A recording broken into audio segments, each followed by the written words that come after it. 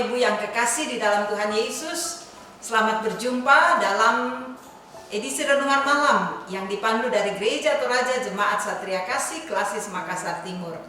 Hari ini Rabu tanggal 25 November tahun 2020. Luar biasa kasih sayang Tuhan, pertolongannya begitu indah dan kita bersyukur kepadanya.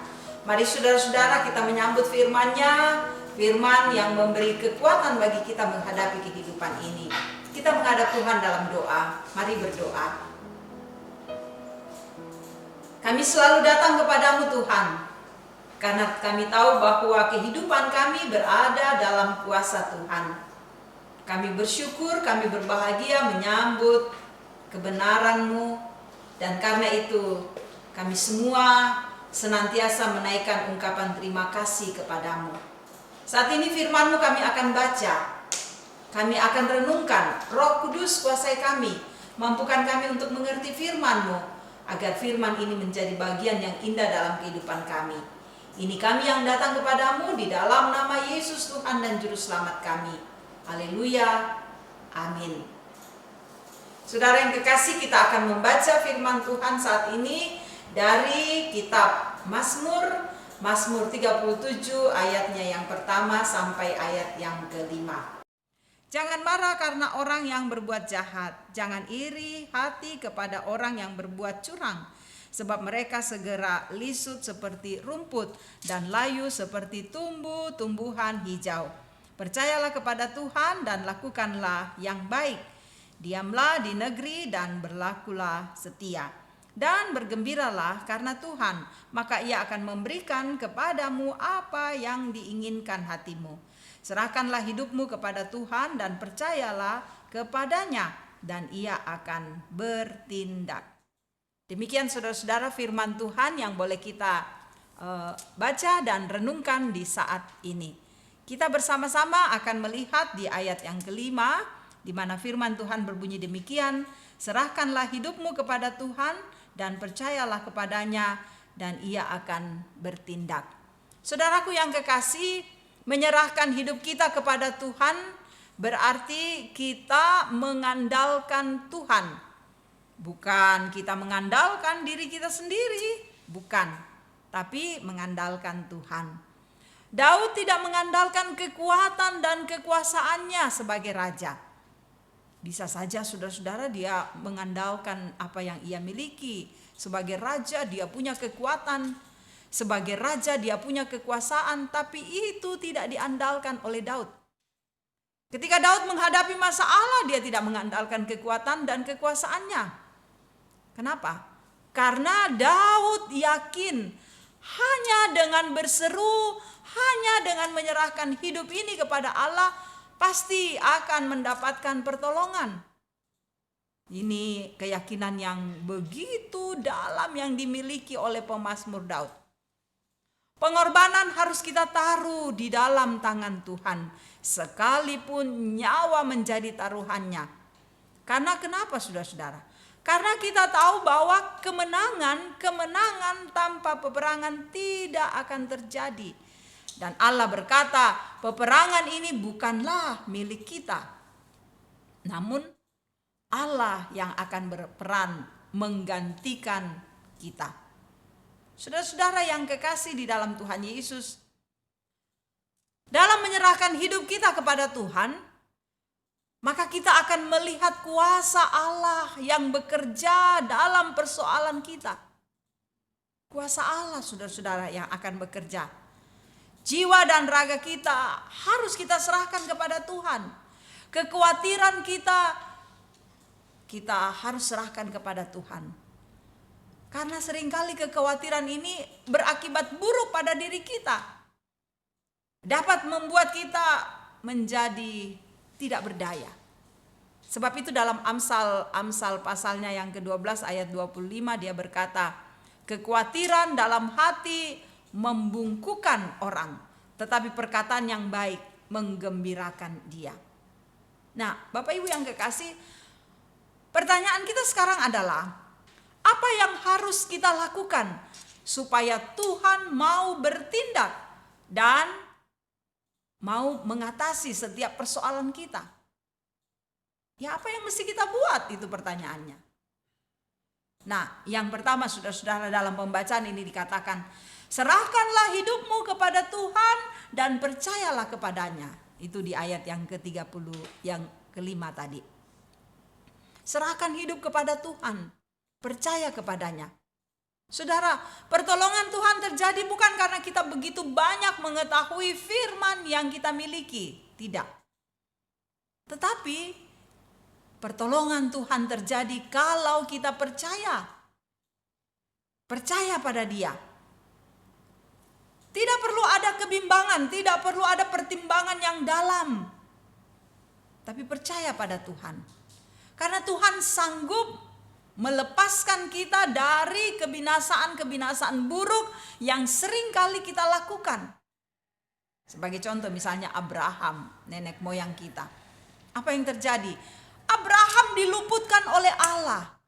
Abraham dibebaskan oleh Allah dari musuh-musuh yang datang. Lalu Abraham juga tidak mempertimbangkan hal-hal lain ketika Tuhan mengatakan harus pergi meninggalkan negeri yang ia diami. Dia tidak punya pertimbangan lagi selain mengikuti petunjuk Tuhan. Sehingga dalam Mazmur 22 ayat 5 di situ dikatakan, kepadamu nenek moyang kami percaya, mereka percaya dan engkau meluputkan mereka. Karena percayanya Abraham, maka Tuhan menolong. Saudara, ketika kita percaya kepada Tuhan, maka kita akan diluputkan dari hal-hal yang tidak diinginkan. Nah, kata kuncinya sekali lagi adalah percayalah kepada Tuhan, berserah dirilah pada Tuhan, serahkan semuanya pada Tuhan. Engkau yang berhadapan dengan pergumulan, masalah, tantangan, saudara-saudara, jangan pernah khawatir, takut, bimbang, tapi percayalah kepada Tuhan. Maka Dia akan meluputkan kita, membebaskan dan memberikan ketenangan. Hal yang kedua yang mau dikatakan dalam pembacaan ini adalah berdiam dirilah di hadapan Tuhan. Apakah berdiam diri tidak boleh berbicara? Apakah berdiam diri tidak boleh kita menyampaikan isi hati kita? Kalau kita membaca dalam bagian firman Tuhan, Yesus kan pernah marah. Di dalam pembacaan ini juga dikatakan jangan marah karena orang yang berbuat jahat. Saudara yang kekasih, Yesus marah bukan berarti Yesus memperlihatkan emosi yang besar, tidak. Yesus marah di dalam bait Allah karena Yesus mau memperlihatkan Dia sayang. Yesus menjungkir balikan meja-meja penukar-penukar uang itu, pedagang-pedagang itu. Kenapa saudara-saudara? Karena Yesus benci orang melakukan jual beli di dalam rumahnya. Bukankah bait Allah, rumah Tuhan, harus menjadi tempat di mana orang memuliakan nama Tuhan? Yesus memperlihatkan bahwa Dia sayang kepada manusia. Karena itu Yesus ingin membuat orang merasa tenang, datang beribadah memuliakan Dia. Nah, Bapak Ibu yang kekasih, saudara-saudaraku yang kekasih, kalau kita menyaksikan firman ini mengatakan berdiam dirilah. Berdiam diri dalam artian banyak waktu kita untuk berdoa, membaca firman. Berdiam diri dalam artian kita menahan emosi kita untuk hal yang tidak benar di mata Tuhan. Berdiam diri berarti kita sungguh-sungguh hanya mengandalkan Tuhan. Karena Dia yang akan memberikan kemenangan, Dia yang akan memberikan kemampuan, Dia yang akan menyelesaikan apa yang menjadi persoalan hidup kita. Tentu banyak ya persoalan-persoalan yang kita rasakan. Tetapi berdiam dirilah, nantikanlah pertolongan Tuhan. Dia yang bertindak. Sehingga saya mau katakan, saudara jangan pernah ragu akan kemahakuasaan Tuhan. Bahwa Dia sanggup menolong kita, Dia sanggup melepaskan kita dari segala belenggu-belenggu persoalan. Karena itu kata kuncinya adalah, serahkanlah hidupmu kepada Tuhan. Maka Dia akan bertindak bagi kita. Dan tindakan Tuhan adalah tindakan yang tepat. Tindakan yang akan memberikan damai dan sejahtera bagi kita. Datang pada Tuhan, serahkan hidup kita, maka kita akan tenang menghadapi kehidupan ini. Amin. Bapak Ibu, mari kita bersama-sama mengangkat pujian, serahkanlah hidupmu padanya.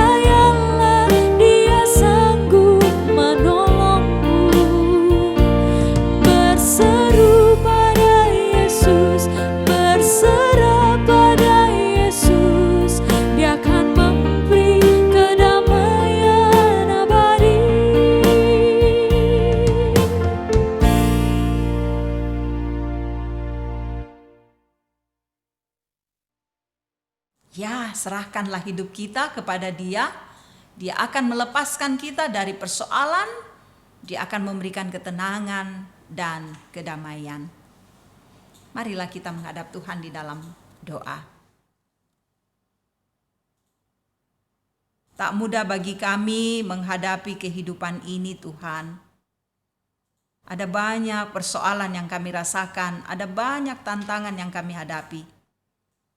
Tapi kami tahu melalui firman-Mu hari ini bahwa kami harus menyerahkan semua kepada Tuhan.